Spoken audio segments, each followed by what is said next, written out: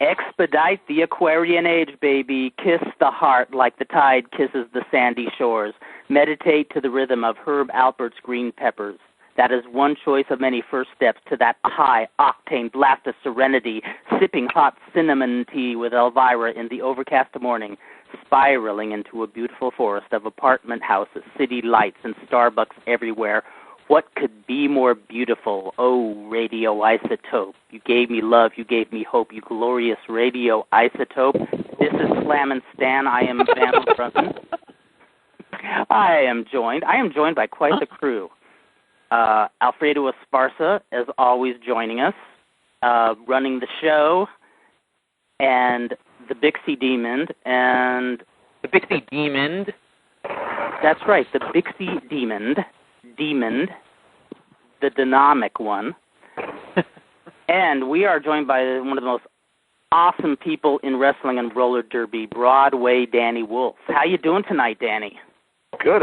Did you say Dixie Demon with a D at the end? Sounded like you threw a D at the end. You know, well, if I can create a delusion, if I can turn it into it's like the mummy in. Yeah. The Bixie Demon, who is the cousin of the Dixie Momian. And we are all here on episode 60 of Slammin' Stan. Now, we wanted to get Danny on because we wanted to look back on the career of the late, great Judy Sawinski, who passed away just a little over a week ago. Before, diving into that topic, we want to give a long overdue alert to Johnny Legend's re-release of Geek Mania kits. Yes. I purchased one from him. Awesome. Very cool. Now, Geek Mania is a fully produced, two-part stereo audio recording produced by Johnny Legend in 1981 as part of the huge national reaction to Freddie Blassie's Pencil Neck Geek record, which at the time was the #1 song on the hugely popular Dr. Demento show. It's a virtual time capsule focusing primarily on Blassie's classic locker room interviews, TV and radio appearances from the early mid-1960s. And along the way, you are treated to encounters with the likes of Mr. Moto, Maniac John Tolis, the intelligent, sensational destroyer, the Hangman, Sandor Sabo, George Ringo the Wrestling Beadle, Regis Philbin, and many more, all moderated by Mr. Woe Nilly Dick Lane. Highlights include the night Blassie loses the title to Ricky Dosen and threatens to go to his close friend President Kennedy. Fred and Muhammad Ali on The Tonight Show in '76 promoting the Ali Inoki match, and through the miracle of post-production, Fred squares off with Lee Harvey Oswald himself a few weeks before the fatal assassination. And all of this is intercut with popular media at the time, including something that we have referred to before in this podcast, The Joe Pine Show. And there's also radio spots for movies like Scum of the Earth and a whole lot more. Originally a two-sided cassette recording, Geek Mania comes on 2 made-to-order brand-new CDs.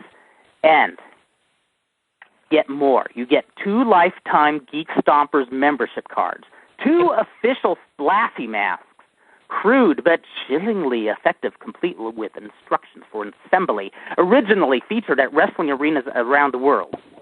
And on a side note, I still have the one I bought at my very first attended wrestling match in 1973.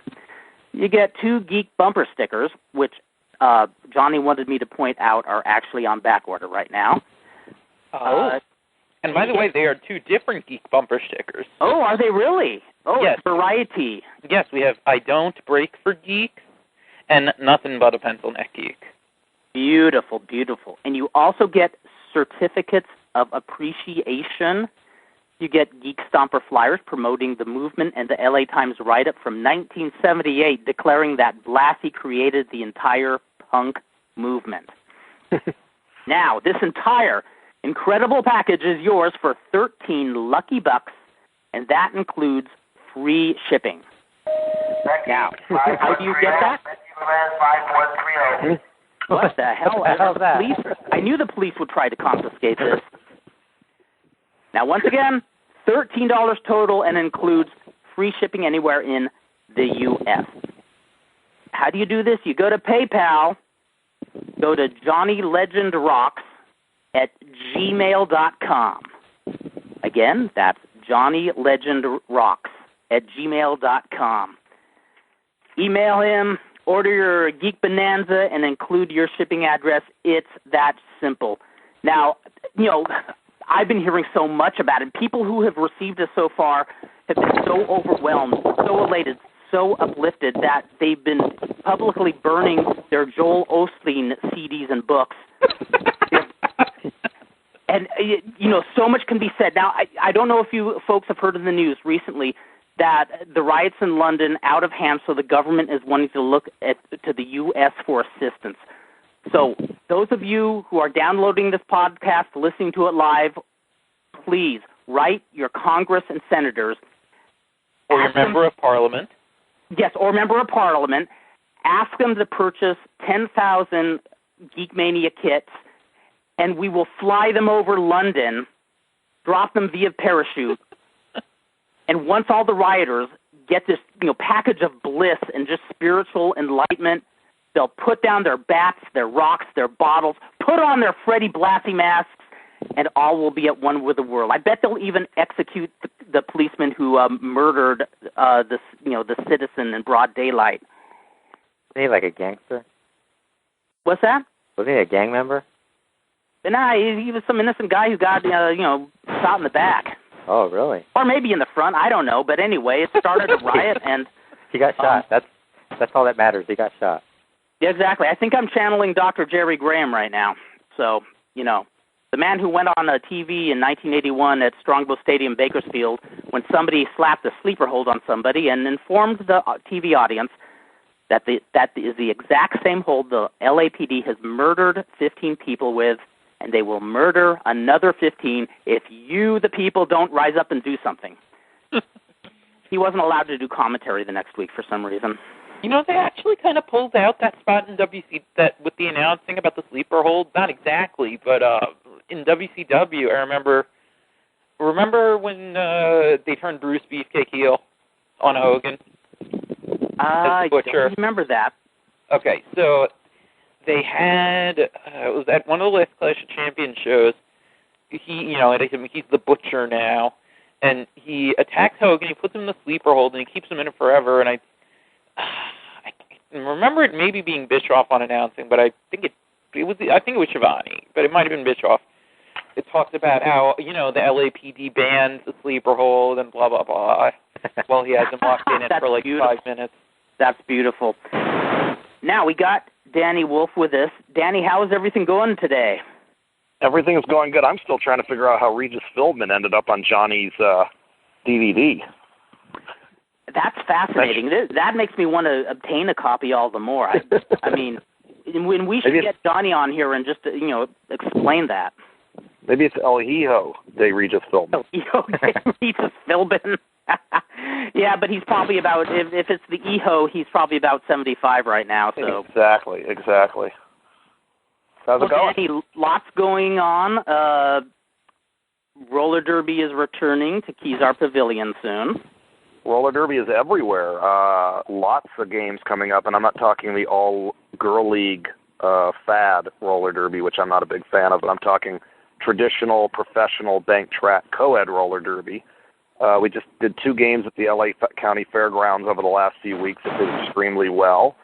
And we've got games coming up August 27th in San Francisco at Kezar Pavilion. We have a game 2 weeks after that in Sonoma at the Santa Rosa County Fairgrounds, September 10th. Then we're in Laughlin, Nevada at the Avi Resort and Casino, September 24th. And then there's a game in Richmond, California, sometime in October, back at Kezar in October, 2 games in Pomona in November, a game supposedly in Las Vegas at the Texas Station sometime later in the year, and already a couple games planned for Alameda in the Pleasanton, Alameda County Fairgrounds in December and February. So lots of good bank track action coming up. Coming up. In New York, we have, and we actually have it on TV on the local NYC TV channel that's owned by the city. We have some of the shoot-all-girl roller derby. It is terrible.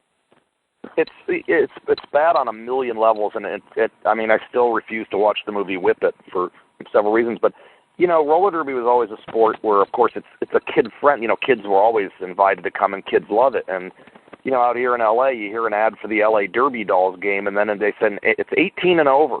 And I'm thinking, what's 18 and over? So kids can't even go?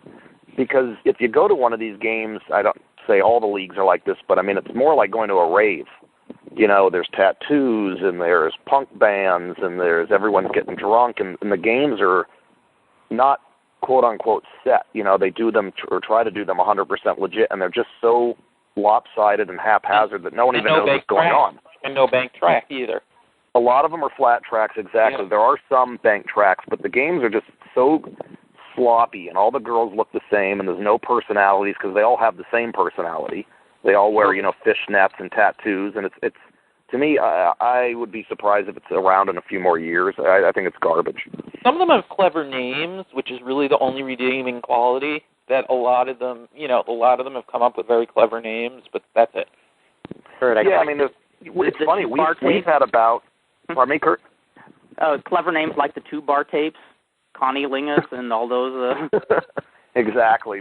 We've had a lot of the all-girl leagues actually defect over to our games. We've just in Pomona at the LA County Fairgrounds a few weeks ago, we had 7 new girls, and they were all girl league skaters.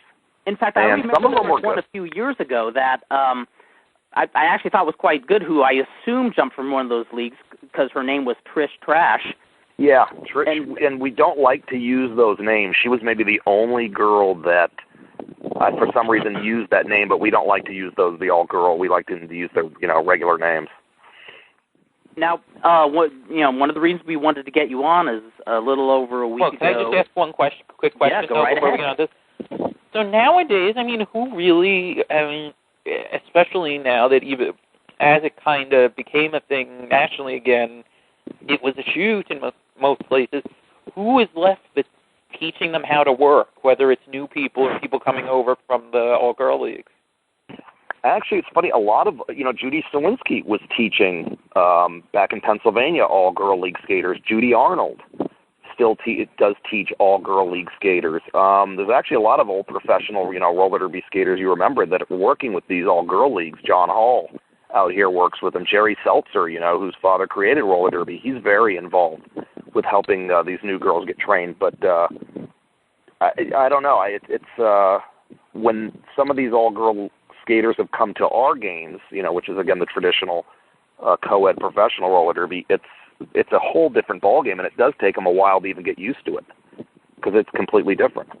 Hey, Fredo? I would be curious to see, like you said, Judy Sawinski, who is one of the greats in roller derby history. I'd be curious just to see what kind of talent she passed along to the league she was coaching. Was it in Philadelphia where she was teaching? Yeah, I'm not sure if it was Philadelphia, but it was in Pennsylvania. And yeah, it's and you can see pictures online. But I guess I'll just start my own show in the background. I think we're going by Dan Farron here. Well, I was saying Kurt's deaf because I said something 2 or 3 times and Kurt kept running on going. No, coming into this show, joining this show like it is, because I've been on 5 minutes, Fredo, probably something like that. Yeah. The thing is, it's like waking up from a nap. You're kind of groggy, and when you call in, you hear he got shot in the front and in the back, and then there was a riot, and then there was, and you're kind of, what the hell is happening? Well, but mostly I had to be quiet because I have a good friend as a derby doll, so I don't want to wind up getting into the arguments with her. So I'm going to be quiet.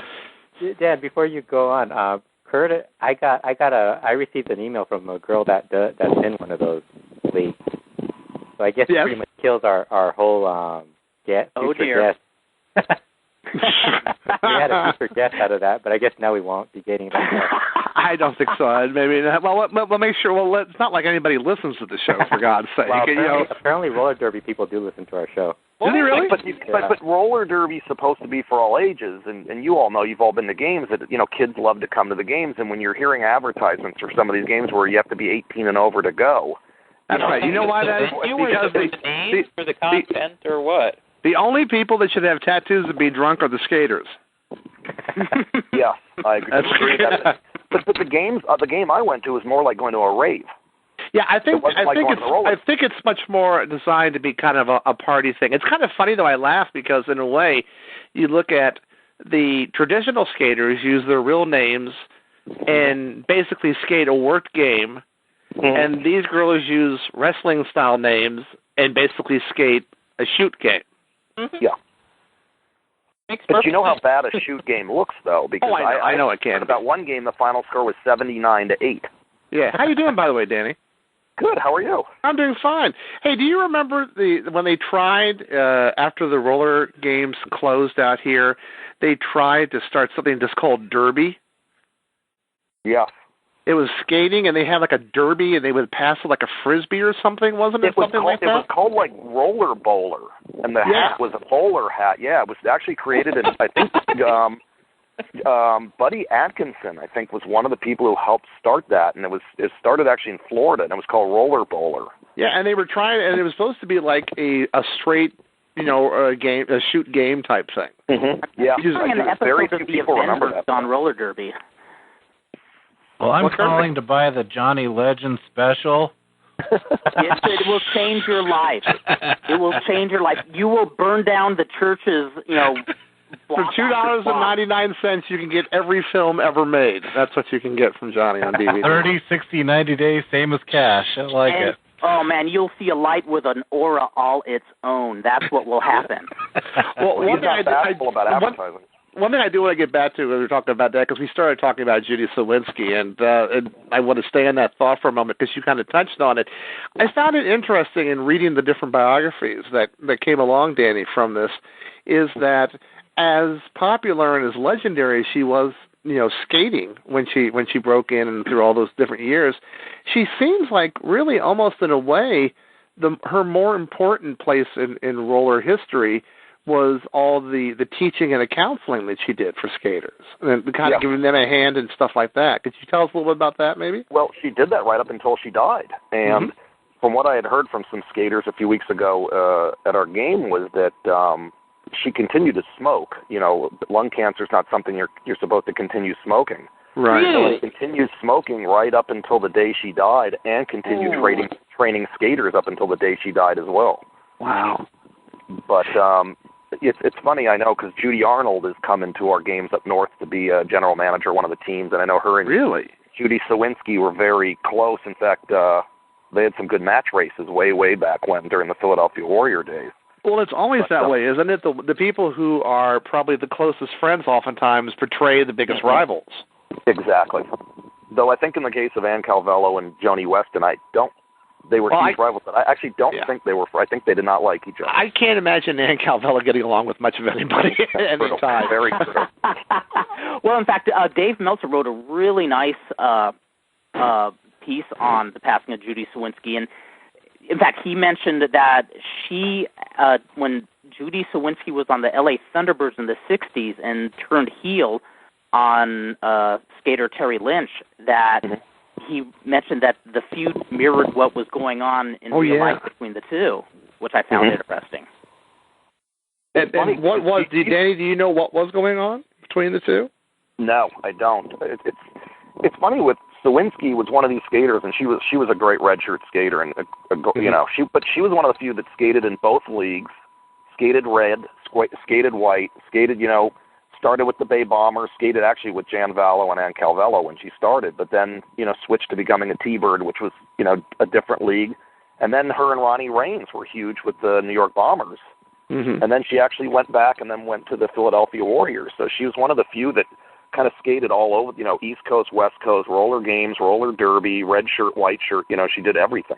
Well, it's kind of interesting also because the impression I got from the biography was, she started out as the young rookie skater. She moved into like the lead female skater. She was then the lead villainous skater, and then she came back at one point and supported the lead female skater as like the number 2 skater. So she really and truly was very, very versatile. And I remember seeing her several times, a couple times in person and a couple times just on TV when I was a kid.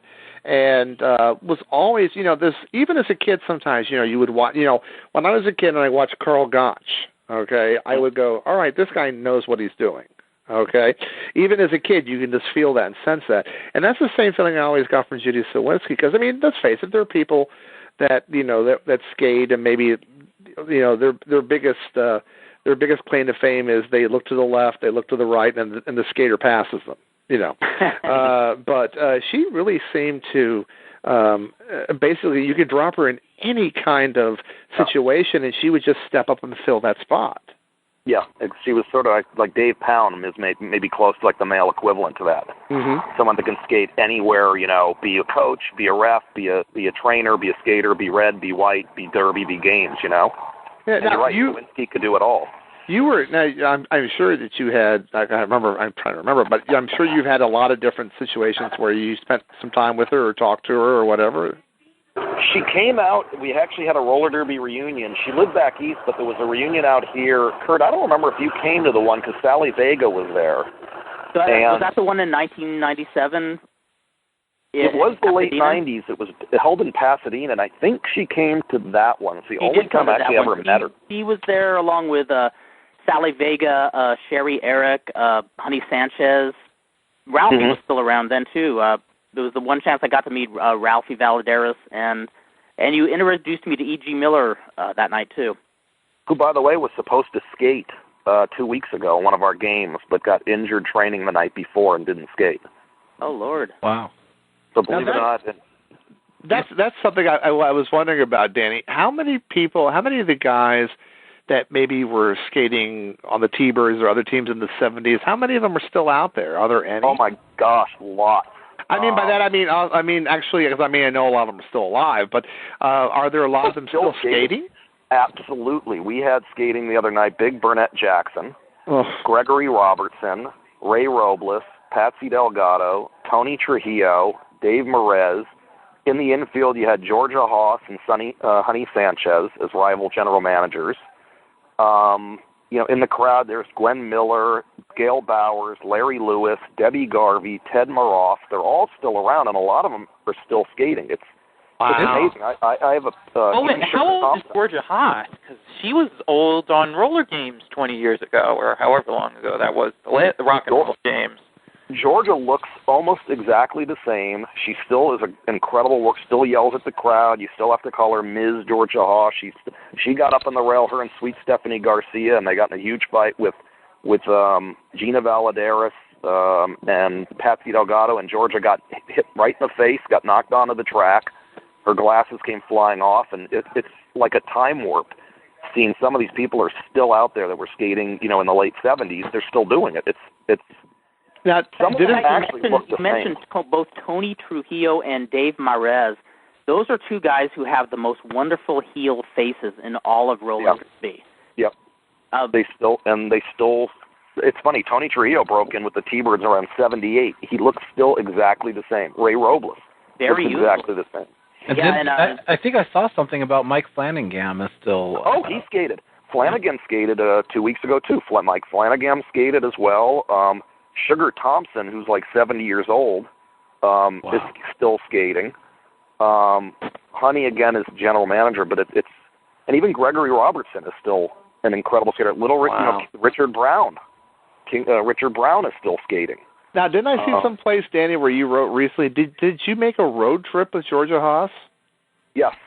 Actually, how was that? Dan, Georgia was my all-time idol. We drove. I know. That's why I said that'd be like that's like a Christian taking Jesus across town, that kind of thing. It's funny. I drove her and referee Don Lastra. And, she's still around?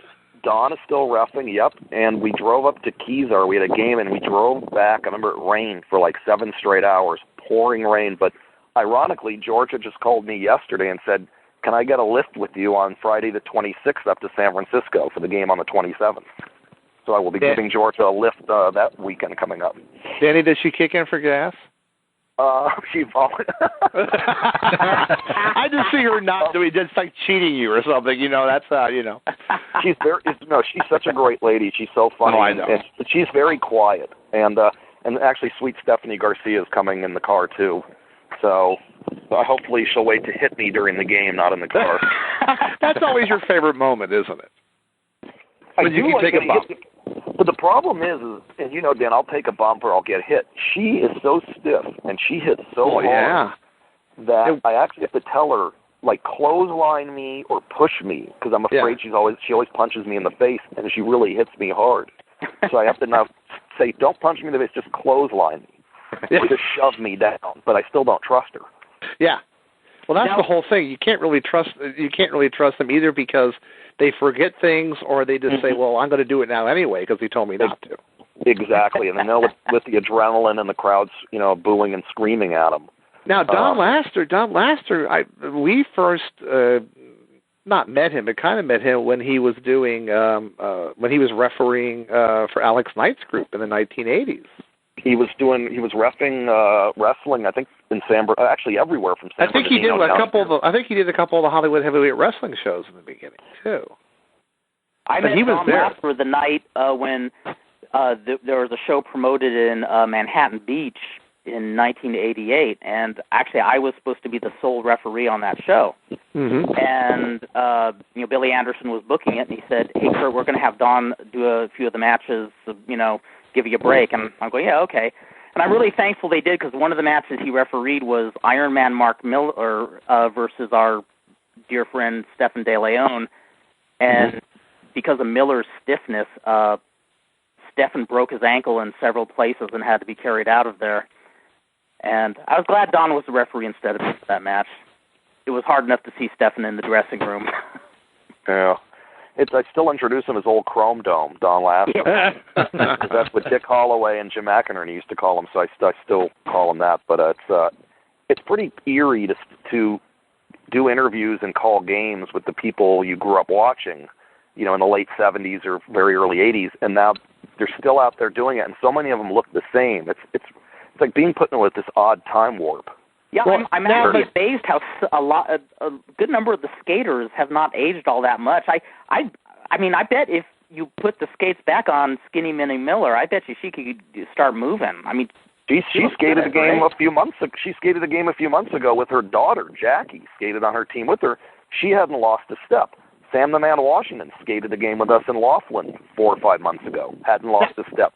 You look at Big Burnett Jackson. He stole the show a few weeks ago. He was fantastic, and his brother Harold was in the crowd watching, and would be out there if he had, you know, if his health was better. But it's these people. It's really, and even Richard Brown flew over the rail at Kezar a few months back when we did a game and almost went right into the crowd. And you're like, this is the stuff he was doing in the '60s. How many of the skaters are either skating with like one of their kids or something like that? Because you mentioned, you know, that are there a lot of them introduced it into that? A lot of them. Ray Robles' son Brian Robles skates. Dave Martinez's son Chris Martinez skates. Ralphie Valadares' daughter Gina Valadares skates, and his niece Debbie Van Doren skates. His granddaughter too. And granddaughter and grandson Joshua, who's 14 years old, is going to skate a game next year. You have, again, like, you know, Skinny Minnie Gwen Miller's daughter Jackie, and then it's even Tricky Vicky McEwen still skates, and her son Chris Jackson skates. Wow. So you do have a lot of relatives, a lot of them, but it's kind of cool though. Well, it must be a lot about a lot of the veteran skaters. I know there's a number of, you know, not as many younger skaters as there would have emerged 30 years ago, but of the younger skaters getting in on the old school roller derby, is there anybody who stands out in your mind? Well, Ray Robles' son Brian Robles is very good, and Chris Martinez, who's Dave Martinez's son, and Ralphie would have been his grandpa, is very, very good. They're fast and very agile. They're good. Gwen Miller's daughter Jackie is extremely good. I'm trying to think if there's a few other. It's funny, Ted Maroff and Debbie Garvey's son skated a little bit. He's not skating anymore. But no, it seems like the siblings do very, very well. Now, how long have you been connected doing the announcing for the basically? Because then mostly this is the group that basically comes out of San Francisco area mostly, right? Yeah, it's the ARSD, so that's called the American Roller Skating Derby, and it's the San Francisco Bay Bombers is sort of, you know, the main team, and then down here we have the LA Firebirds. And just 2 weeks ago, we had the Bay Bombers versus the Firebirds. So the Bombers were the red shirt team. Does the Griffiths family still own the T-Bird name? Yeah, somebody else owned it for a little time, and now it went back to Bill Griffiths. So we have to use Firebirds, but they do wear green and yellow uniforms. Yeah. But now we have the New York Chiefs, we have the Chicago Pioneers, we have the Orlando Thunder, and the Brooklyn Red Devils. But I mean, you've been doing this for like at least 15, 20 years, haven't you, with them? With the Bay close Bombers, to it? It's probably been at least 10 years, I would say, maybe 10, 12 years. And it's funny, we tape the games at Kezar, and they actually air on television. Yeah. All over the Bay Area on a network called Coffee, KOFY, TV 20, Cable 13. They air our games. We actually shoot them, but they only air up in the Bay Area. So we draw 3,000 to 4,000 fans at those games because they're on, to promote it. So isn't it kind of weird in a way that there are a lot of people who watch roller derby now that you're like the only announcer they know? Yeah. Because a lot of the older guys were way older back then and long gone. I mean, what kind of reaction do you get from the because I know that you like to be playful sometimes in your commentary. What kind of reaction do you get from fans of roller derby? It's funny. It's because I grew up watching roller games down here, with Jim McInerney and Dick Conway, who came in after Dick Lane. Is when I do games up north, the fans up north are die-hard Bomber fans that grew up with Walt Harris and, the old Derby game. So one game, somebody was on a jam, and I was trying to get the crowd going, and I was doing, go, go, go. And some fan came up to me at halftime and said, don't ever do that. He goes, that was McInerney and roller games. We don't do that up here. This is roller derby. If you're going to chant, if you say, let's go, Bombers, let's go, and then the crowd claps. So I actually got chastised for not being faithful to roller derby and being more of a roller games announcer. That sounds like something I don't know if a lot of people are aware of. Is there was a huge rift between Northern California roller derby, which was called roller derby, and Southern California roller derby, which was deemed roller games. And roller games was a lot more, gimmicky and kitschy. We relied a lot more on, gimmick matches and fights. In fact, that's still even kind of a bit of debate in the Kezar games, isn't it? Well, it's funny, roller, and Dan, because you even know the Derby from back east, is roller game scores were always like 108 to 107. Right. It was very easy to score points. When Ralphie Valadares or Frankie Macedo would go on a jam, it'd be nothing to score 7 or 8 points. With roller derby, the games would end up 34 to 33 or 29-28. It was tougher to get points. It was more of a blocking game. It wasn't like the NBA, which was roller games. So the game we skate down here, even with the Firebirds and the games up there, is what they call, it's 2 blockers, a pivot blocker who wears a black helmet, and 2 jammers against 2 jammers.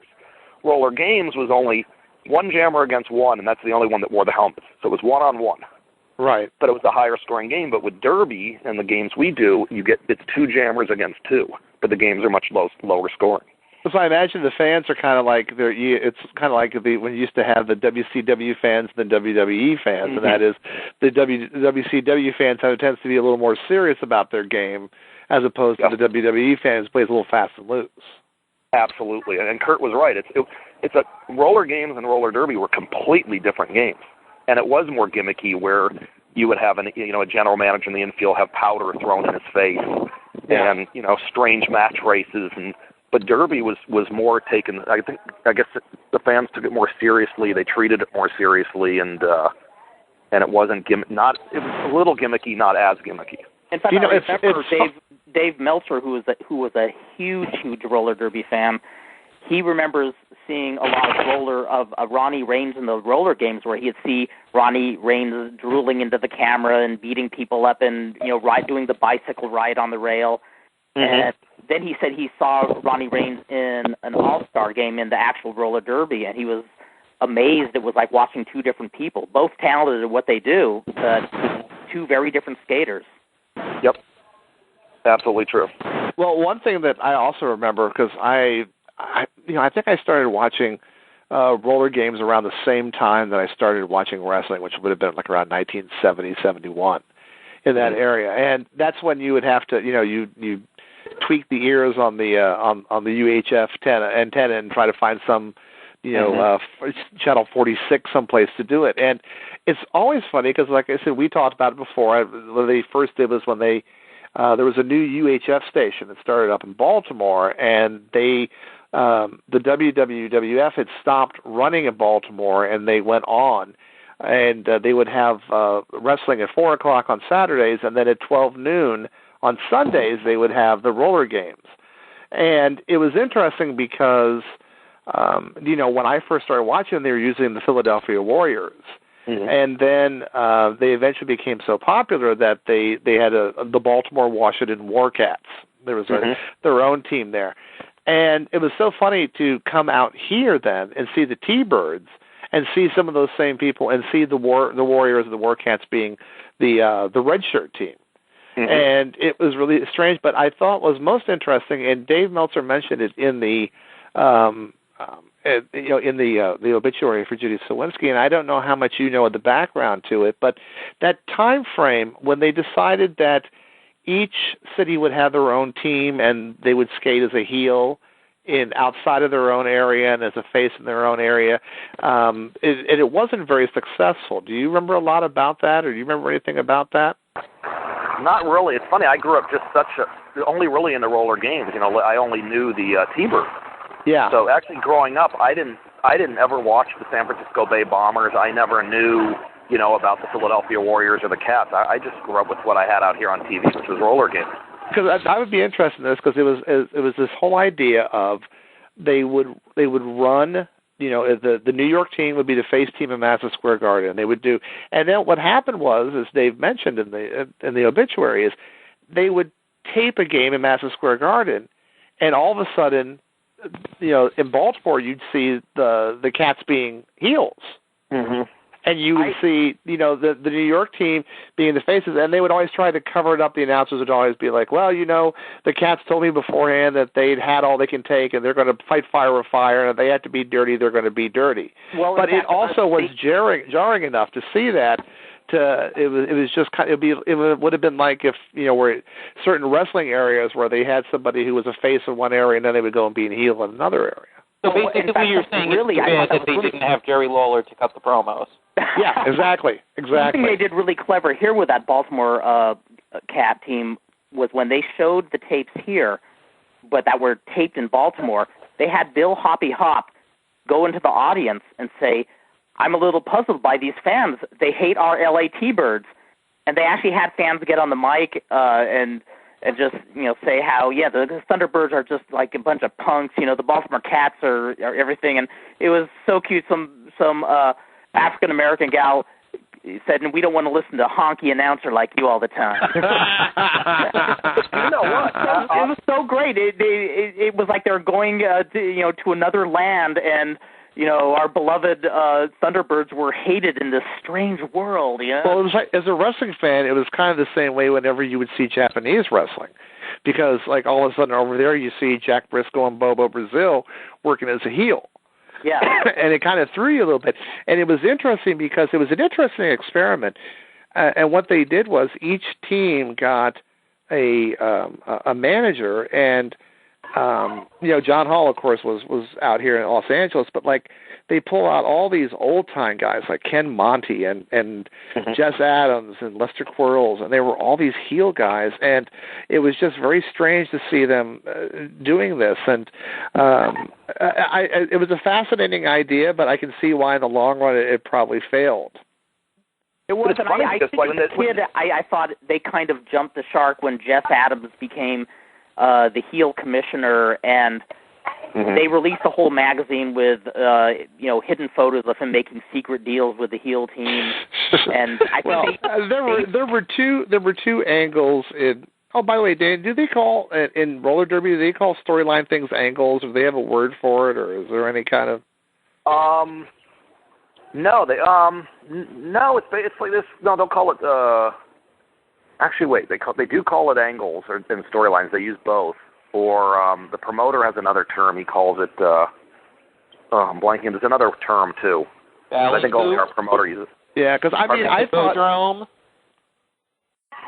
It's another word like angle. There's another word used. Circle.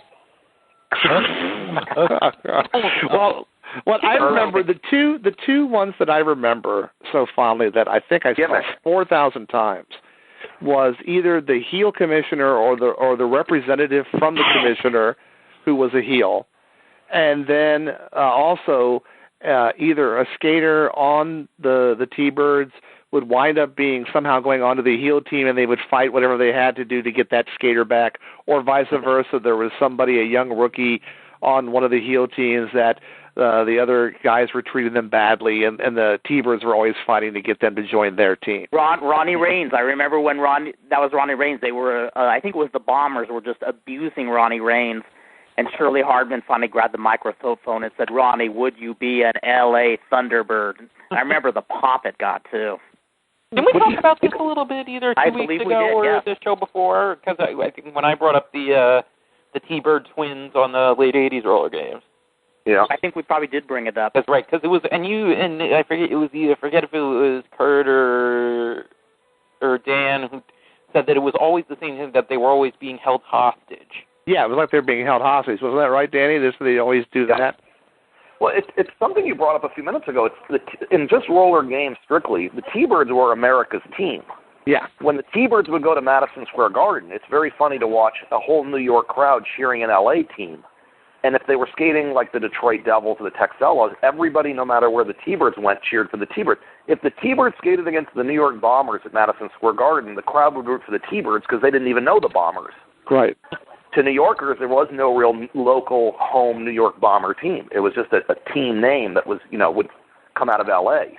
So I've got some great tapes where you see, the L.A. T-Birds at Boston Garden and Madison Square Garden, and they're the home team just because they were like, America's traveling team, and everyone had them on their television. In fact, are there any existing tapes of when the T-Birds would play the Tokyo Bombers?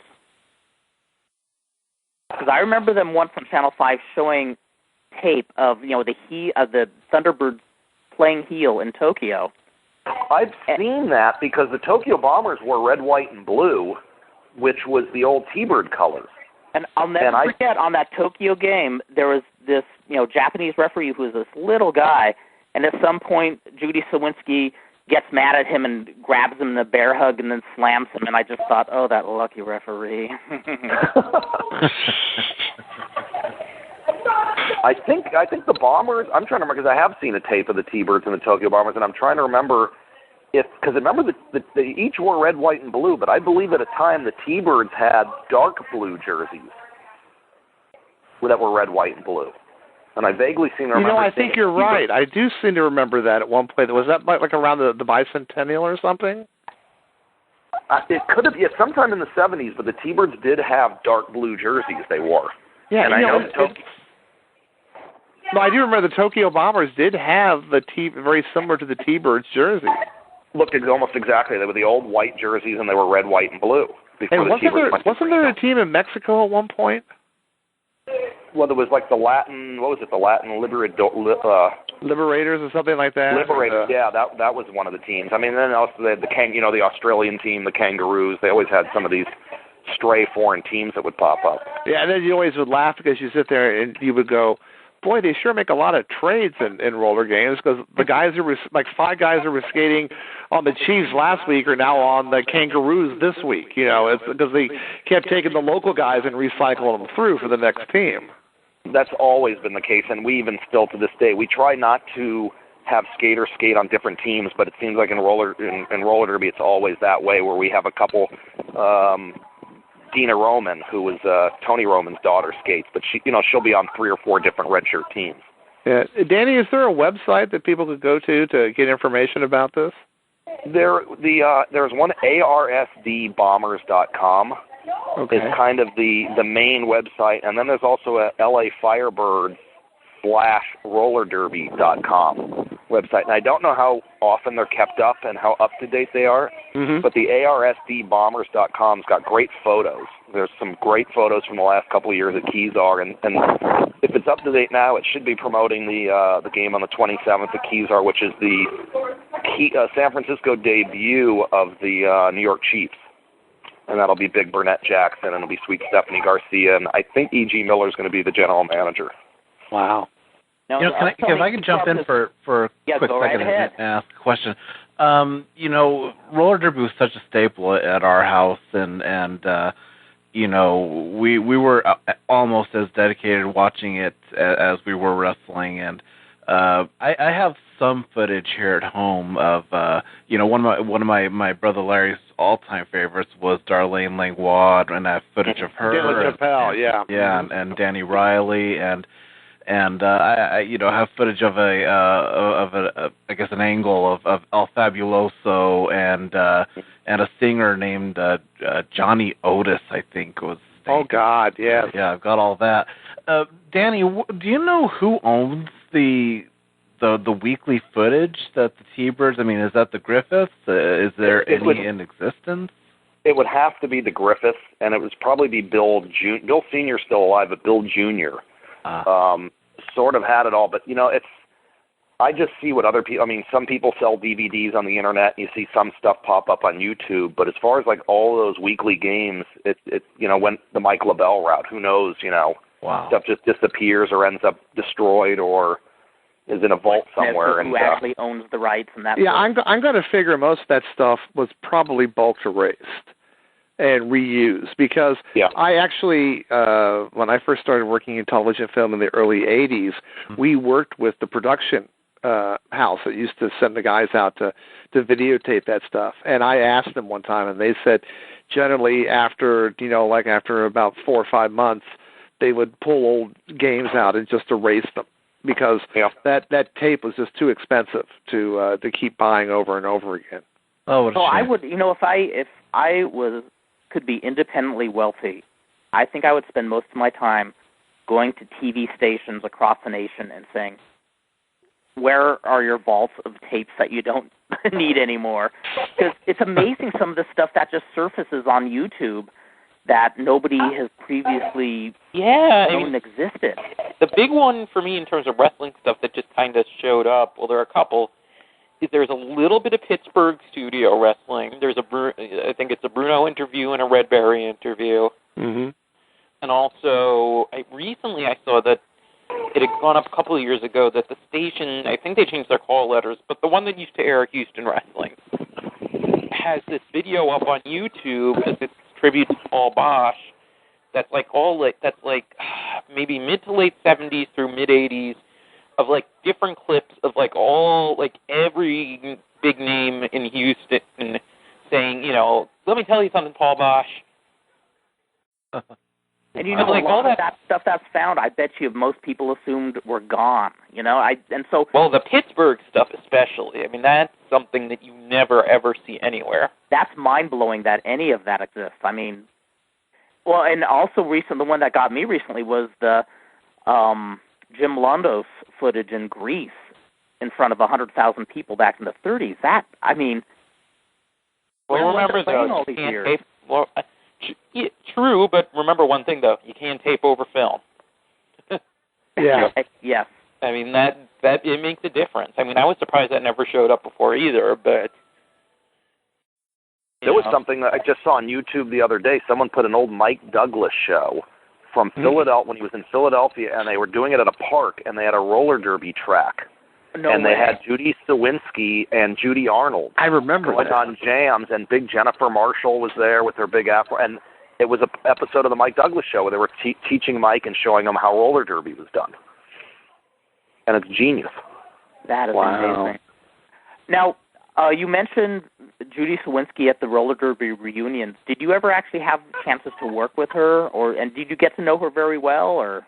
No, she lived on the East Coast, so no, I only had met her that one time. And funny, a lot of skaters that I would love to meet or be part of it, live on the East Coast. Lester Quarles, who's still around, lives back east. Debbie Heldon. Oh my God. Who I would love to get to work with. She lives back in Philadelphia. A lot of them live in Philadelphia, ironically, but. No, it's Judy Sawinski. I really just met her the one time, and again, you do get. We did a game in Laughlin. It was maybe a month or two ago, and they do these things called the Has-Been reunions, And they do them in Laughlin once a year. So it was the week before our game. So we did get some old timers who came to our game in Laughlin. But where do you skate in Laughlin? It's a casino resort called the Avi, AVI, and it's not in the main strip where there's like 10 casinos. It's about 15 miles outside. It's in its own area, and it's basically on the Arizona, California, Nevada border. Yeah. Where you can actually stand in all 3 states as a marker on the ground. But it's the game. The arena is in Arizona because we drive over the Colorado River. So actually, we stay in Laughlin, Nevada, but the game's in Arizona. Wow. And we drew about, I think, almost 3,000 there. Wow. Well, that's the other thing that blows my mind about roller derby is, you know, as a huge TV pop sport, it's long gone. But man, with very little publicity, it still attracts a crowd. Well, you know, that was amazing because I was the one that I always remember so fondly, and I've talked about it before on this show, was I went to one of the like all-star type games they did when they went to the Forum and did it, and that was probably like 78, 79, and it was an afternoon game, and that place was almost full. Mm-hmm. And it's hard to believe that, you know, you could take something that not that long ago, 30 years ago, was that popular. And, you know, the fact is most people think that, you know, no one goes to these things anymore. But the fact of the matter is they do, don't they, Danny? Yes, and it's the game. The game we did 2 weeks ago at the L.A. County Fairgrounds at Fairplex Park in Pomona. You know, L.A. is the hardest place to get crowds. There's too much, so much to do on a Saturday night. Now, yeah, and you know, it was interesting also because I saw no publicity for that at all. There was no publicity. It was literally word of mouth. It was the San Gabriel newspaper doing an article. It was skaters' word of mouth and Facebook. We only had bleachers set up for about 1,000 people. We had about 1,200 people because we had people standing. Ooh. So we had a full, great house, loud crowd, great game. And I was wondering during the game, where did these people come from? Because no, it's not, you know, we weren't on the local news. We weren't promoted. Our games aren't on TV here. So I actually started wondering, how are these people coming here? How did they know about it? But there were a lot of kids, and everyone had a great time. And so I was fun to just cruise surprised the as anyone. Pick their brains and ask, how did you find out about us? I have no idea how fans. I mean, it kind of bugs me because we should be drawing, you know, skating in bigger places and bigger crowds. But again, you know, how do you got to have the money to promote it, or you got to be on TV every week. Yeah. And I get the impression that people who are promoting it are, you know, kind of doing it, I don't know, as kind of a once-in-a-while hobby or something like that. Nobody's really on fire to get a league going again or anything. Am I? No, you're absolutely. The guy who runs the ARSD is a longtime fan who's got money, who can promote games. We're not on TV down here. Roller derby is not going to get on TV the way it is now unless you have a training school, you're training new skaters, and you have games constantly on a constant basis. You can't do games at Kezar once every 3 months and then come back 2 weeks later and then not for 4 months. And what good is that? You don't build a following. You can't do storylines. It can't be, you know, because it's disrupted too many times. And the games are sort of haphazard. They kind of happen whenever. And it's very hard to build a loyal following when your games are kind of whenever. And that's why it's hard to get on TV. It's roller derby. I'm asked that all the time. Why isn't it on every week? Why should it be on every week? The way sort of it's run and the way it's happening, it can't be on every week. Yeah, that's true. Really on fire to make it succeed. Wow. It's but that might be one of to, those things that's like the Harlem Globetrotters or the circus comes to town like once or twice a year. Exactly. And that's the best way for it to survive, probably, is that way, because it costs a lot of money to do that as a weekly show. It costs a lot of money, and then first you have to find a network that wants it. And to sell like kind of the quote-unquote old school roller derby on TV is a very hard sell. Well, yeah.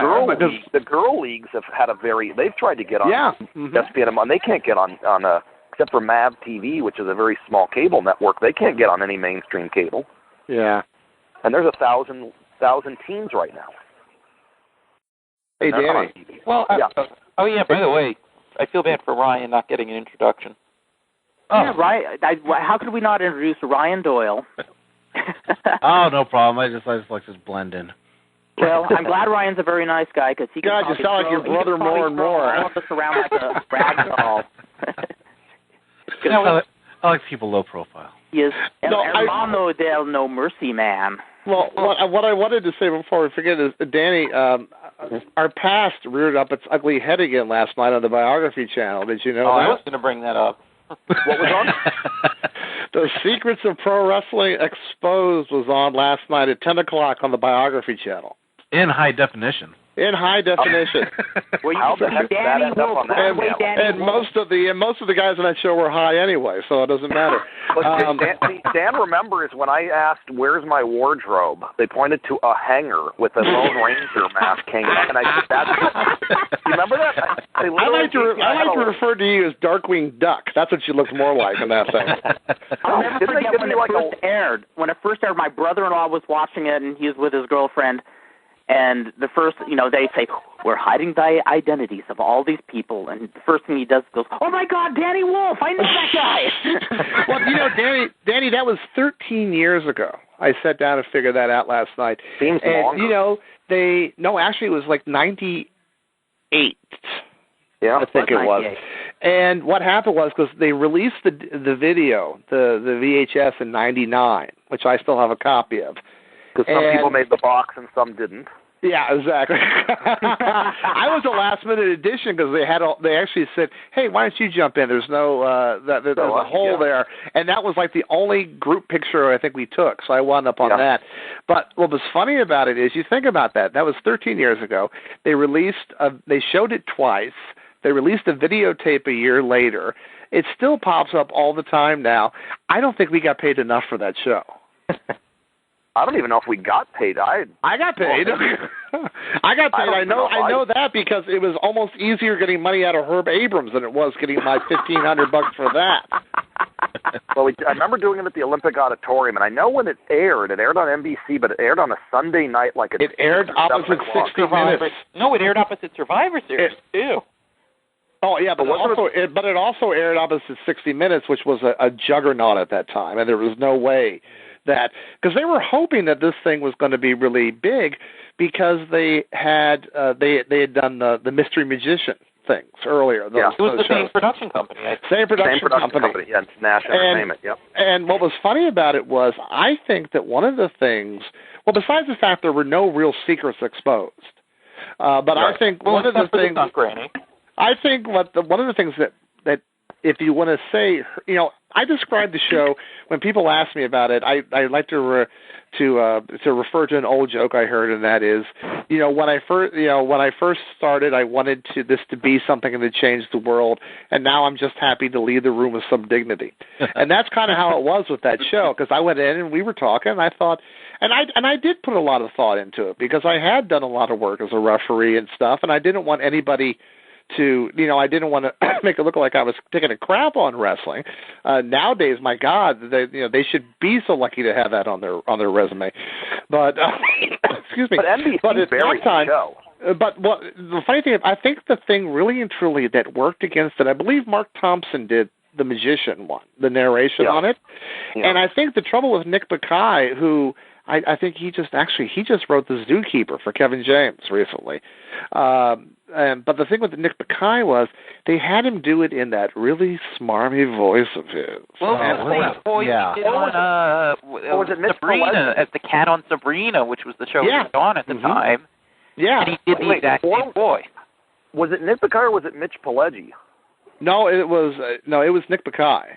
Because I think Mitch Pileggi might have done some of the Masked Magician shows. Mitch Pileggi, that's right. Mitch Pileggi did do the Masked Magician shows, actually, and he would have been great. But when Nick Bakay would start doing things like, and of course the referee is in on the secret. It made it really swarmy. There's one shot of me at one point that makes it look like I'm in the middle of like an episode of 24. It's a slow motion walk through the ring, and all this stuff. So Mitch Pileggi on the Magician shows, he did a good job. He did a great job. But he was sarcastic and not be smarmy. Yeah. Now, Danny, how did you get involved with that? Because you came to me with that. So it's your fault. I was doing the Fox specials at the time, all the busted on the jobs and all the hidden camera and caught on tape shows. And the rival company to where I was doing was Nash Entertainment that was also doing a lot of clip shows, and I knew a lot of people there, and they knew I'd worked in wrestling. And I think I just got a call from someone that worked at Nash Entertainment saying, oh, a guy named Don Weiner, he was a director, and he said, we need to get wrestlers and we need to get people to do this exposed. And then I talked to you, Dan, and I can't even remember how we found a lot of the other wrestlers. I know there were a lot from the East Coast. Well, I think what we did was we put them in contact with other people, because when I went in to sit down and talk to them about, they said, we want to pick your brain, and we also might be interested in using you as a referee. And I went in and sat down with the guy and with Chris, I believe her name was, who was the assistant producer. Very nice and very easy. And that was probably the most pleasant person to work with there. We sat, it was over at the Gower Gulch Studios over there. And we sat there and we talked for a while, and I told them some stories that, I had heard or been involved with or whatever.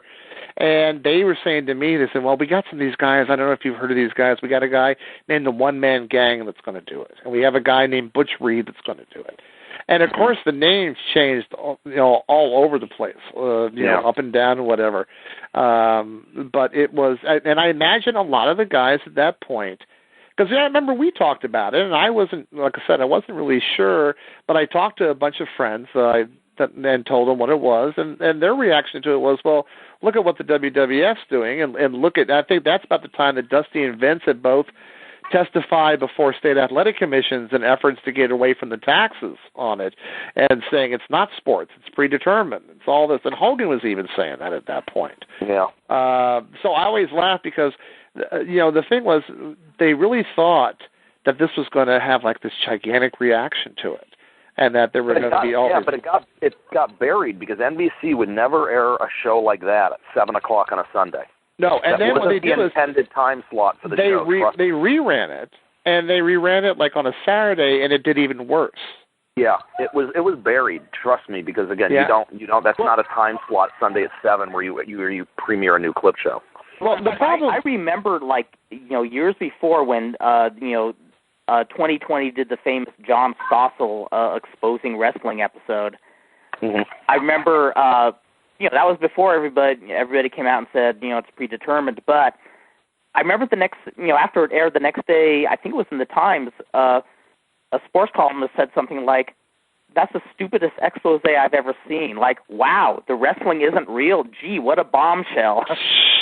Well, I think that the thing that was really funny about it to me was that of all the reactions you got, most of the pros just laughed at it. Some of the old school guys probably got a little irritated, but the people that got the only reactions I saw, and most everybody was cool with me. There were two local guys, indie wrestlers, who for some reason got all irritated about that. But that didn't last very long. I mean, within a year, they could care less or whatever. But also, a lot of fans at that point, online was starting to really kind of happen, and there were those really convoluted message boards they used to have. Oh, you must tell about the bounty, Dan. Oh, well, and what was so funny was these guys would, it's like the smart fans were the most indignant of them all, and I don't know if it was because, most of them took it with a grain of salt and laughed at it, which is what you should do, and what we did when we watched it. But there were some guys that they were really unhappy that their fake fighting group was being exposed as being fake. Right. And they were, it's always so funny. It was like they were so indignant, and it was funny because wrestling fans especially hardcore fans, are kind of weird. The weirdest fans. I really truly don't think that wrestling fans. I think soap opera fans, our listeners. Soap opera fans and sci-fi fans I think are nuttier. I really do, because for example, my wife is a fan of All My Children, and I used to read on these boards that she would go on, and everybody just hated the show. They were running it down. Then it got canceled. Then they started running out and picketing to save it. Could you imagine that, if they announced that TNA was being canceled, and then all of a sudden all these fans went out to picket to try to save it? No, I can't imagine that, actually. There goes Fredo.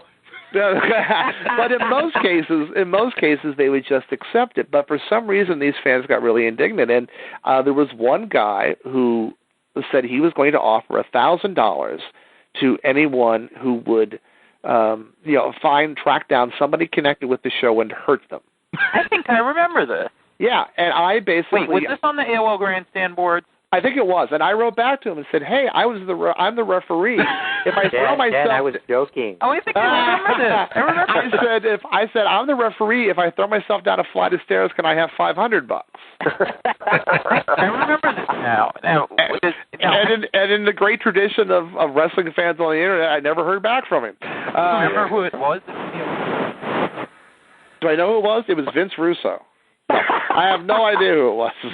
Well, here's the funniest part is I remember the bounty could never be paid because he said $1,000 to whoever could hurt one of these people, but he was expecting other board members to help chip in on the $1,000.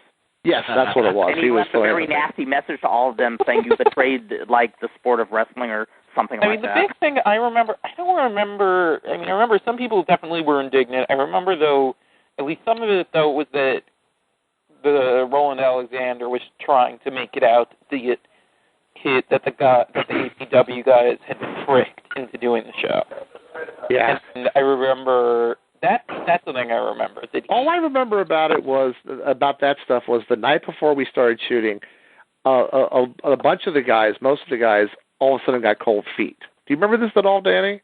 Yeah, I do. They got cold feet, and they went to them, and they were like, "Listen, we want to make sure that people, don't, we're not ruining the, it's like 13 years later. It's like, no, you can't kill this business with a stick. You need a knife and, you need a steak and garlic to kill this business. I think sometimes. Yeah. But they were really, really, and they went, and we got to make sure we let people know that, that it's that we're still tough guys or whatever. There was that fear, and that led to that last 30 seconds. That led to that embarrassing last 30 seconds where they had Gary Wolf of the Pitbulls out there with everybody saying, if you think this is so easy, then you try us sometime. And they said to me, "Do you want to get in the ring?" And I said, I know two people who watched that last 30 seconds 3 times, and they still couldn't figure out what they were trying to get at. Well, that's the whole thing. I mean, they said to me, would you like to go and stand in the ring too? And I said, no, I don't want to stand in the ring. Danny, did you ever get any bad feedback from anybody in wrestling or anything at all from that? No, I never heard anything, to be honest. I still get guys asking me to autograph the video box. That's funny.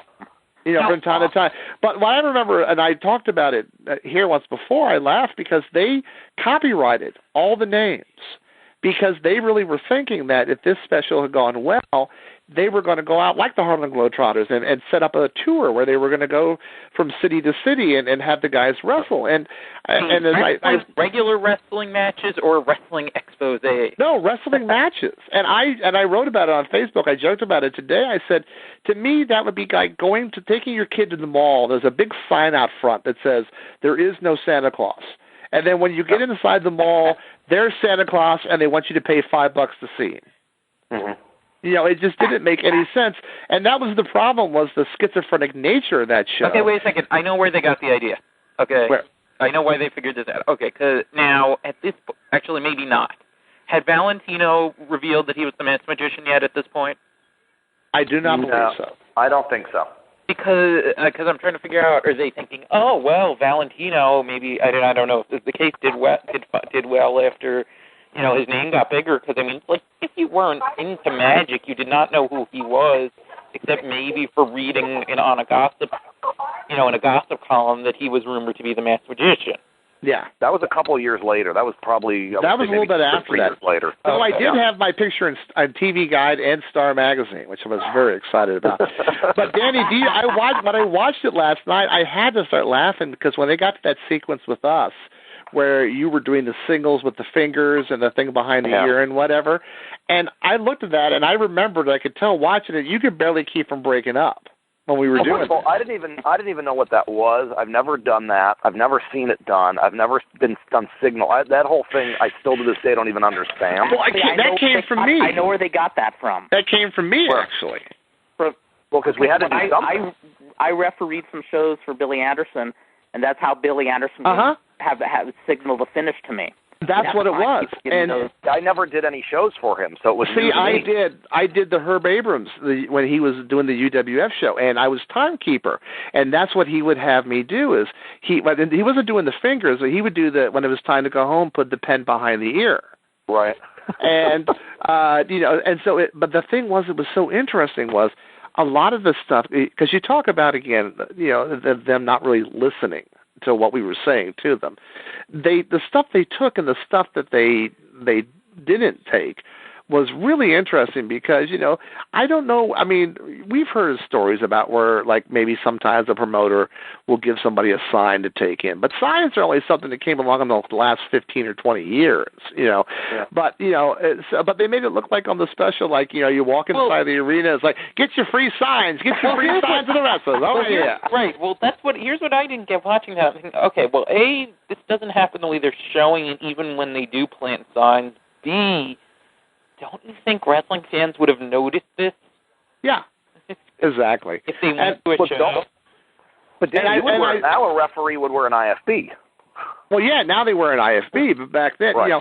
And it was not unusual to do something. But I laughed about that whole sequence because they got that thing so wrong. It was like the referee gauges and the announcer gauges, how the heat is, and all this stuff. And it just looked, it looked so funny to me because it just was so far off. But at that point, they had already decided what they thought was sexy, what they wanted to go in there, and that's what they were going to do with it. And it's just the part that I still laugh about is when they go into the part about gigging, they basically wouldn't allow him to gig, so he used fake blood to prove that the blood in wrestling is real. Yeah. Okay, now I know you've told the story before, but who was it that they got the idea for the stunt grannies from? Somebody had told them story. It wasn't for me, but somebody had told them a story. I think it was the guy who did the gigging. I forgot his name. He was a veteran guy from the Midwest. I had never heard of him, but he was a very nice guy, and he's a friend of Bill Ash's. This guy you were talking about? Yeah, it was Bill Ash. Bill Ash. Now I remember. Bill Ash. He was a friend of Bill Ash's, and he told them a lot of stuff, and the fact was they just kind of got it wrong. And every once in a while they would start saying, we're going to do this, and I would look at him, and he'd look at me and just shrug his shoulders like, they're going to do what they want to. It's like any kind of reality show. Mm-hmm. They're going to do what they want to.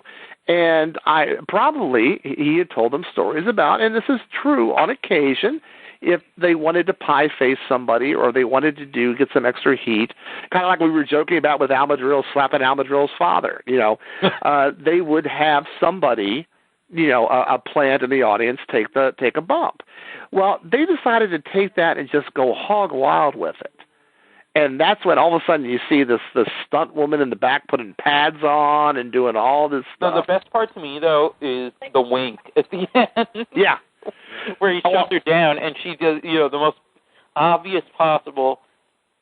Oh, of course, we're on audio. So, like a. Well, I made a remark. I made a remark today that the stunt granny now looks like Ric Flair.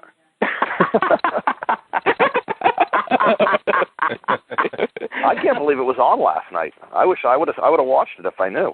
Yeah, well, they ran. It was phony baloney wrestling bio night last night. It was like they dug out the Andre the Giant and the Hulk Hogan one. Yeah. Well, the Andre one was actually pretty good.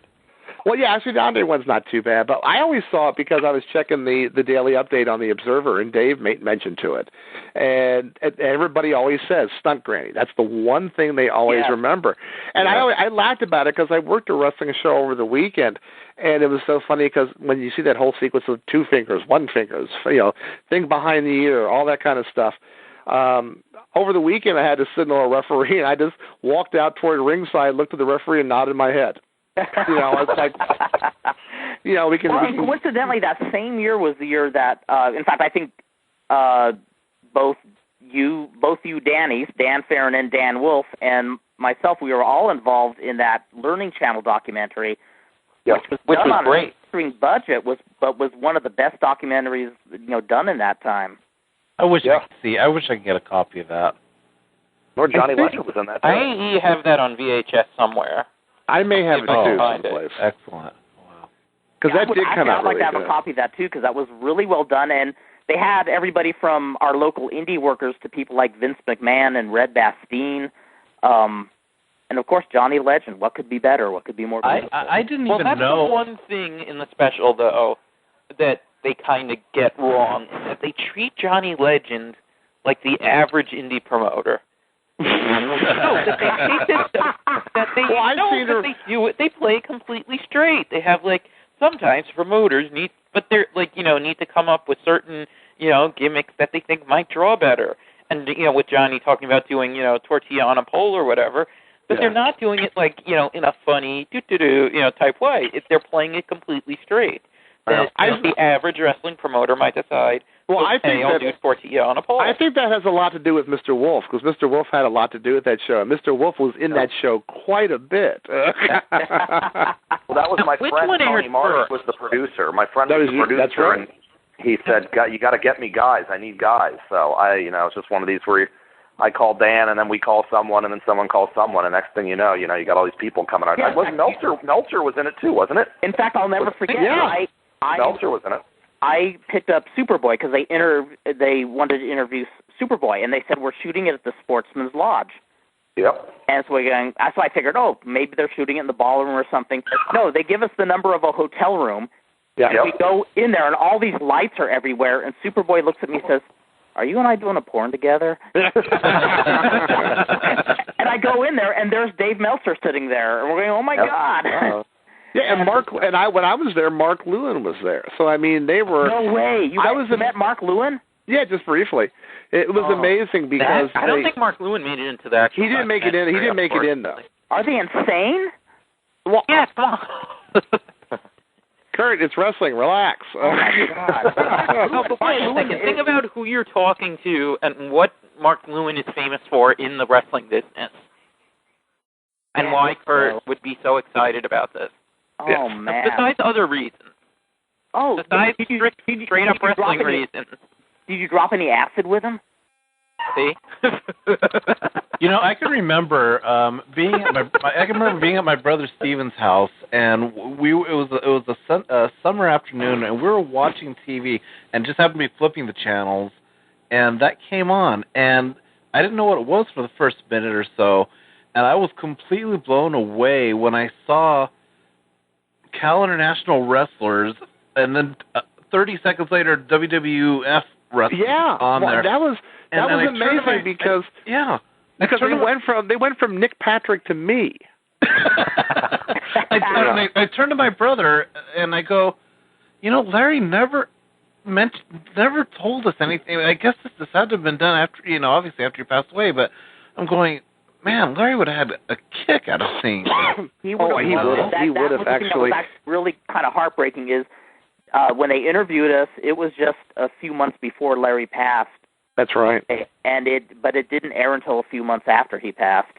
Yeah. So the coolest thing that Dan had mentioned many times is they showed the great carnage from the Sabu, Al Snow, and Terry Funk match, and Dan was saying, that was an indirect tribute, a salute to Larry. Yeah, I mean, Danny, do you still laugh when you take bumps? No, because lately a lot of the bumps have hurt too hard. Well, yeah, we are a little older than we used to be. So the reason I remember that. Well, the story is in Roller Jam. In season 1, Mark D'Amato I pushed him after. It was a post-game interview after the Enforcer skated, and he was supposed to chase me. And I ran through the infield, and he's on his skates chasing me. Well, I remember when it got to air, it was cut out. And I called the producers, and I said, why'd you cut it? And he goes, when he was chasing you, you had this huge smile on your face. That's always the problem you had. That it looked so stupid we couldn't use it on the show, because why would you have this big smile on your face? And I said, it's a nasty habit. The only time you didn't smile was the time that Sabu came after you. That's when because I didn't know what he would have done. There was one but other I remember time diving through the ropes. There was one other time he didn't smile, and I'm so glad he didn't, because his look of dismay was so beautiful. It was when he and Larry were doing the commentating for IWF and Simi Valley, and Lucky Pierre gave him a big wet one.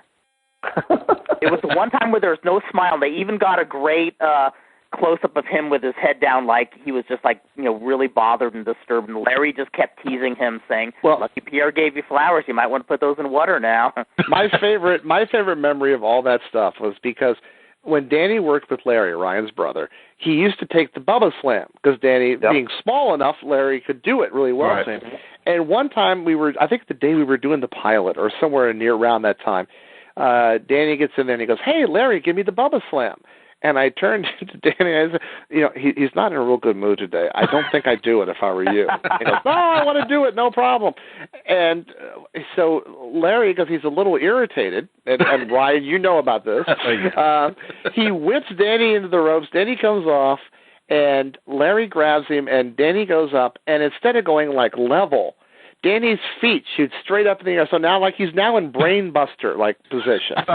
And I remember him bringing Danny down, and he landed right on the back of your neck. I mean, straight down on the back of your neck. And I remember turning to, I think it was Rob Courtney or somebody. I said, "He's dead." But I thought for sure, And all I remember is you rolling out of the ring, holding your neck, and laughing at the same time. Danny, I apologize for my brother's wrestling. No, I trusted I trusted your brother more than any. I always trusted your brother because we were good friends, but it was so fun to work with him because he made it easy, Yeah. And we would just practice it maybe one time earlier in the afternoon or whatever and do it, and I fully trusted it. And I loved doing it every time, and I used to bother him, let's always keep doing it and doing it. Because I guess you never commentating. When you guys did color commentating, you guys had great chemistry together too. Yeah, they did. No, Larry was very fun to work with. Do you ever get a hankering to do wrestling again, Danny, or are you just happy doing the roller derby? No, I love doing the roller derby. I don't want to stop doing that because I kind of have to keep doing it because there's no other play-by-play. Oh, that's true. Yeah. Around, so I'm kind of have to do all those. But no, I love wrestling. I'd still love to do wrestling. Yeah, I keep threatening all the time to get all the guys that we started with, Supremes and Chaos and all these guys together. And I just saw Rob Courtney over the weekend, and he says hi to you, Dan. Old Craze, our old buddy. And that guy's the most amazing guy. Every time I see him, he has a new valet. I think he has a farm outside of San Diego where he raises them like chickens or something. I don't know. But I was joking with him. I was saying that one day we should just take all of us who've been doing it for a long time and just do a card where it's losers retire, and basically everyone from the referees to the ring announcers to the announcer retires when they're done with it. We burn all our gear in the middle of the ring and we walk away when it's over with. I think it'd be great. I'd love to see you. We know we'd all come back in 3 weeks. That's the problem. Exactly. But no, I think we definitely have to get you either doing ring announcing or doing announcing on some matches one more time. No, I love doing it. I mean, I would do it in 2 seconds. Funny, I had lunch. Oh, here's the name, Augie Loya. Oh, God, I owe Augie a phone call. I owe Augie a phone call. God. I had lunch with him the other day, and he introduced me to a friend of his who's doing these new, it's a promotion of it's like a UFC type show, MMA or something, and they do them at the Avalon in Hollywood. It used to be the Palace Theater, and he asked me if I wanted to start announcing MMA if they get a TV deal next year, and I said sure. I said let me know if you keep doing these shows and they're trying to get something. I would love to do it. So maybe I can be the first ever roller derby wrestling and MMA announcer. Wow, you would be at that point. I don't think you got it on Ariel Helwani and all those guys at that point if you do that. Very. I wonder. Well, the only person I could think of. Well, would Mauro Ranallo have ever done roller derby? Who? Mauro Ranallo. He would have been great doing roller derby. And Danny Riley's coming around the side.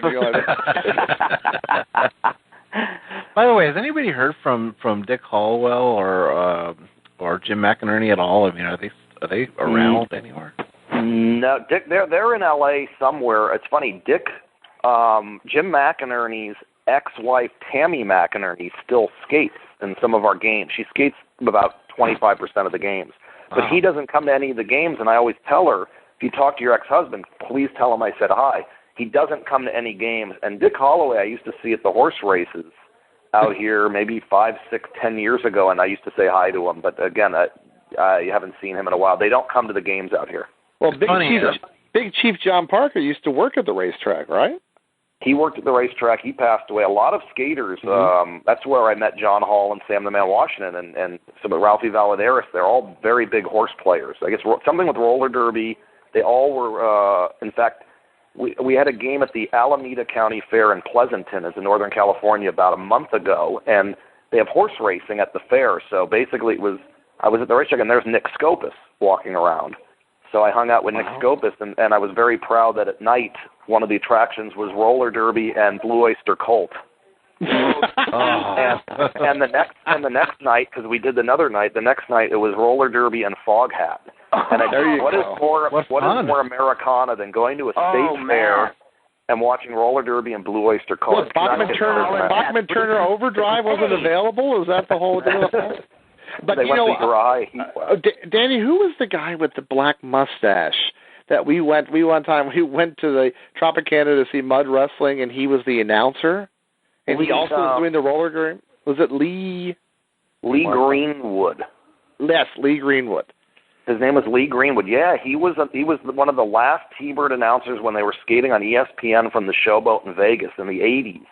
Yeah. And he was then one of the announcers, and then he was doing the mud wrestling in Hollywood. And what he kept doing was we were sitting there and he would go, he was trying to get people to bid money to be like seconds of the girls or whatever, and he kept going, you want to do it. You want to do it. And that's why. And then we went to I think it was some derby game or whatever, and he was there, and we started chanting that at him. Yep, that's exactly right. I remember that. Yeah, I don't know what happened to him, but it's funny. I mean, I would love to announce a game with Dick Holloway or Jim McInerney at some point in my life, just because I grew up watching them and I think they were great. But funny story. And announcers, a little crossover. Another funny little piece of trivia that I never knew in the little old bit that Meltzer wrote on Judy Sawinski was in the mid-'70s, she became part of the Warriors, and it was an attempt to revive the league back then. And the Warriors the team was bought by the WWF ring announcer Buddy Wagner, which I'd never heard of before. Oh, that's right, yes. Buddy Wagner was, he was the announcer when they aired WWF on Channel 34 when I was a kid, and I just thought he was the coolest announcer that, those thick glasses and the cheap suits and just that, perfect announcing voice. Well, that's a great. First of all, that's a great name for a wrestling announcer. Yes. No, Buddy Wagner. Buddy Wagner is the one. Is he the one on the Muhammad Ali Gorilla Monsoon clip? Yes. Okay. Yeah. Mm-hmm. Okay, because there's not that much pre-Joe McHugh stuff or so that's why. Yeah. He was great. He always Andradeus in the front row, one of the greatest fighters of all time, Muhammad Ali. And I loved it. And he had this gravelly voice, but it was so formal, like they said, accompanied by his manager, Mr. Fred Blassie. Just Danny, did you get a chance to? Now, I was lucky enough to hear Dick Lane and Elmer Anderson do play-by-play. Have you ever gotten a chance to listen to them, either through old tapes or bits and clips of stuff? Yeah, when I first started watching, it was Dick Lane, and I remember Dick Lane doing wrestling and roller derby, and Dick Lane, because I remember the whole Whoa Nelly, and I loved Dick Lane, and I met him one time before he passed away. He was actually at the Forum for a roller derby triple header, and he was sitting there in the front, and I went over. I remember saying hi to him, but no, I remember I still have tapes of Dick Lane, and I've seen him, and Dick Lane was funny because he always get annoyed. When he was annoyed, he was funny. Yeah, and when a skater would yell at him or a wrestler would yell at him, that's when Dick Lane was at his best, when he was pissed. Yeah. I always thought the way he would just, when a heel did something just beneath contempt, he'd just go, "Oh, come on!" Yeah, exactly. I always thought that Lance Russell would have made a great roller derby announcer. Awesome together. The Dick Lane roller derby moment that I will never forget was. When it aired on Channel 5 in the early 70s, each game would open with the camera on the track, and you'd see the teams warming up, and then just do the opening credits. Well, one night in the summer of '73, the show starts, but there's no players warming up on the track. You see both teams lined up on the infield, and Dick Lane is standing in front of them. And he announces the death of Shirley Hardman. And then they do the 10 count. Everybody's head is bowed. And then at the end, Dick Lane says, "Go, go, go." And his voice cracks, and he starts crying and says, "Goodbye, Shirley." And for some reason, I remember that just gave me a chill like I'll never forget. Wow. But on a lighter note, though, when you were talking about the angry Dick Lane, that reminded me of one of my favorite stories from Dave Meltzer's Ann Calvello obituary was that one time she's doing announcing with Dick Lane, and how the most flustered he ever got was that they're doing commentary. The cameras on the. I forget, it was either, you couldn't see their hands under the desk, or the camera, was on the actual game if it was during, actual play. And she all of a sudden says, "Dick Lane, get your hand off my knee." That's funny. Well, one thing I wanted to mention about Elmer Anderson, to jump back a second ago, was Elmer Anderson was he was the announcer for the War Cats back east, and he looked like Elmer Fudd. Mm-hmm. And when he would get mad, he would get all blustery, you could hear him huffing and puffing when he would get indignant at what the other team was doing. And sometimes what he reminded me of his announcing style was like Foghorn Leghorn without the southern accent. And he would sit there and he would yell, the Warriors have to get. I hear Dick Lane in the other room, and he's screaming that they need justice. Well, we'll show them justice. It was like this wild. It was great. He was really something, and he's one of those guys. I don't think a lot of people remember him, but he was in one of those little pockets between either really really old fans and the later fans. Mm-hmm. What's interesting also about Dick Lane is just based on what little footage there is of him. I remember seeing there was the match that I think you could probably find on YouTube of Ricky Dosen versus Freddie Blassie at the Olympics. Mm-hmm. Yeah, Dick Lane narrates that. There's also the Lee Grable versus Gorgeous George match that was on Johnny Legend's release of Alias the Champ, the DVD set. And Dick Lane just got better with age because, when I started watching him in 1972, his enthusiasm just was so much more evident, whether it was worked enthusiasm or what. But, he was just a firecracker the older he got. Yeah. Hey, Danny. Yeah. Danny, because we know that you work on other shows. What shows are you working on right now? I know you were working with Paul Rodriguez for a while. What else are you doing right now? Still working with Paul. We did his show for MTV for 2 seasons. It did not get picked up, but we're right now doing a demos for a radio talk show with him for CBS Radio called Rodriguez Has Issues, which would be a 3-hour nightly talk show he would host. Great idea. So we've been doing basically demo shows over at CBS Radio in Los Angeles, trying to get that going, and pitching a ton of shows. We were at the Style Network yesterday pitching a show with this the unknown comic's daughter, named Maya Marie Langston. And that is awesome. Wait, is that going to be the premise? Just it's the unknown comic's daughter? It's actually he's part of the show, but his daughter is Britney Spears' background singer. And if you look at her new CD, Femme Fatale, 7 of the songs are Maya Marie. And not to say anything more than I'm going to say, but she might be even a little more than just a background singer. I think I heard this in the news. Hasn't she talked about this before? Yeah, she's a little more. She's a little more than just background. But we've been pitching a show to several. We went to Oxygen and we went to Style and E and MTV about her life of trying to go out, kind of get out behind the shadows, sort of like what her dad was like, and becoming her own star. Ironically, Murray Langston, the unknown comic, is playing with Paul Rodriguez for 2 weeks in Vegas in September. They're calling it the Paper and Plastic Tour. So if anybody's in Vegas at the Riviera the first 2 weeks of September, Paul will be playing with the unknown comic, which we're going to go to, which I can't wait for because Murray's a great guy. But no, just pitching a ton of stuff right now, a ton of new reality shows. The very first Vegas show I ever saw was headlined by the unknown comic. What else do you remember? I've never forgotten. This is back in the night. This is back at the height of his popularity during the Gong Show time, and it was a show called Pin-Ups at the Movies. And he would come out and do his routines, and then in between it, there would be these girls that would come out, and this like really smarmy guy would sing things like "So let's dance." That last dance, and then then the girls would take their tops off, and the show was over.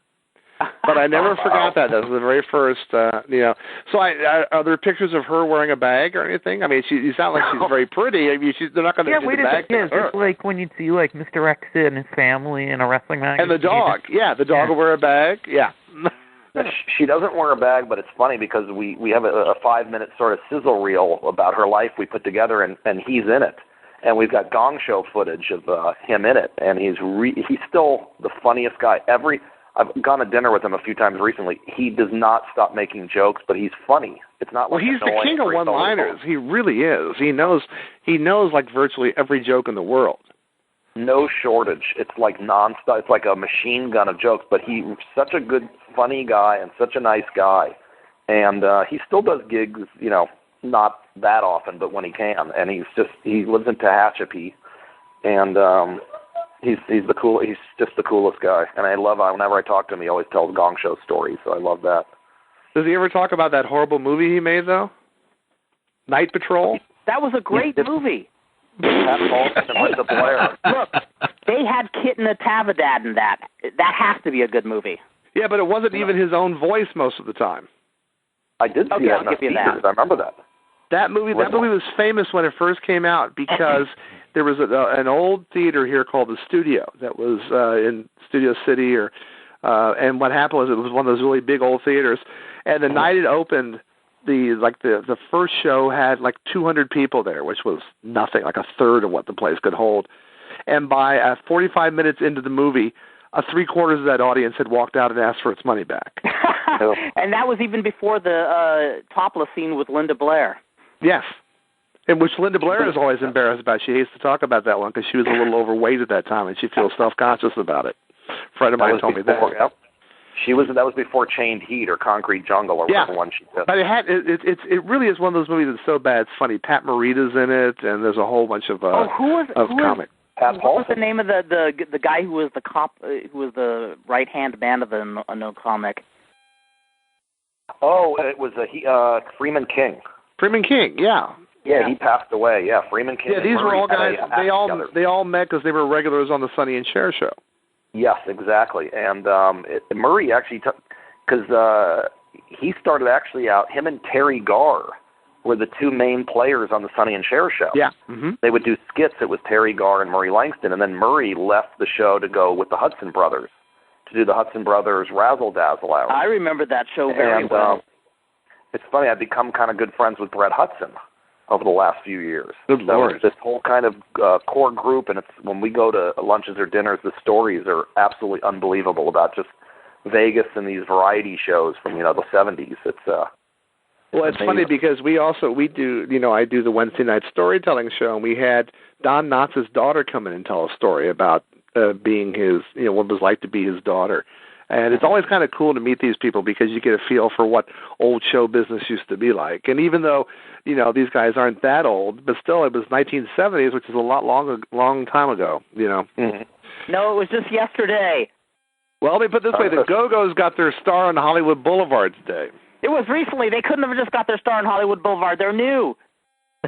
I'm not old. If only somebody came up with a documentary of the life or death of Dark Journey. I'm going to scream like Shelley Winters did in Wild in the Streets.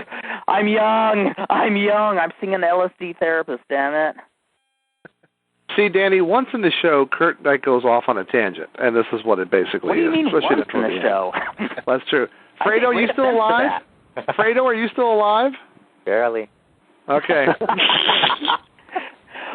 Well, I guess it must be a good time to kind of bow out of the show, although I hate to because this is a totally bitchin' conversation. But Danny, thank you so much for taking the time to. Always fun, anytime. And I know you're going to see America in concert tomorrow. Three Dog Night in America. Wow. Cool. Way cool. Doesn't get better than that. No fog out? Night does the cover to be hard. And yep. And well, we would love to have you on the show again sometime. Perhaps we could do more roller derby talk and actually do some more comedy talk, because I know both you and Farron have a lot of background on that. Yeah, let's do more comedy talk. That's just what the wrestling fans are waiting for. Hey, yeah. I don't know, man. I want to give them. That's the funny thing is I talked to Fredo and Wait, you talked to Fredo? This is like the only time he lets me talk. What are you talking about? Kurt, have you had an extra cup of coffee tonight, Kurt? You want to hear something scary? I've had no coffee today. Oh, my God. You need to have one. Yeah, I think so. It might mellow me out and put me to sleep. It's like a sleeper hold to me. You're going to be up till 4 a.m. tonight, man. Yeah, well, I don't know. There's got to be some drug somewhere in the house that can just kind of lift my spirits, put me to sleep, and just kind of expedite that Aquarian age I was raving about early in the podcast. Yeah, I was gonna say, it really sounded from the beginning tonight like the two hemispheres of your brain had short-circuited each other. Oh, definitely, and that's how we love to end this show, because they are some of the wisest words. What happened basically is the one side of Kurt's brain made a hot tag to the other side of Kurt's brain. Finally. I was there. But we all know how the good Dr. Jerry Graham said it. The right hemisphere of the brain short-circuits the left hemisphere. The left hemisphere short-circuits the right hemisphere. And bing! You're there. Those were the greatest words of wisdom ever spoke to me upon a Christmas Eve amongst a smoke-filled room, filled with ganja smoke. See, I'm sober and I can't even get through a line without screwing it up. A pot smoke-filled room filled with ganja smoke. A pot smoke-filled room, yeah. The message is smoke more pot, people.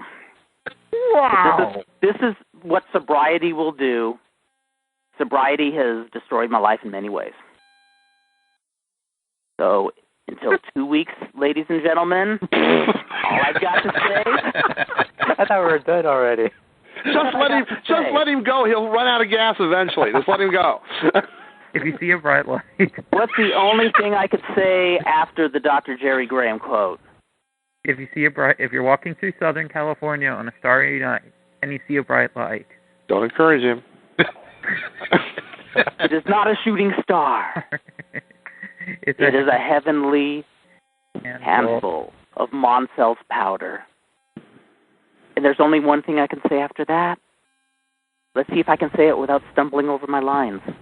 That one other thing I can say is, wow! Sweet dreams.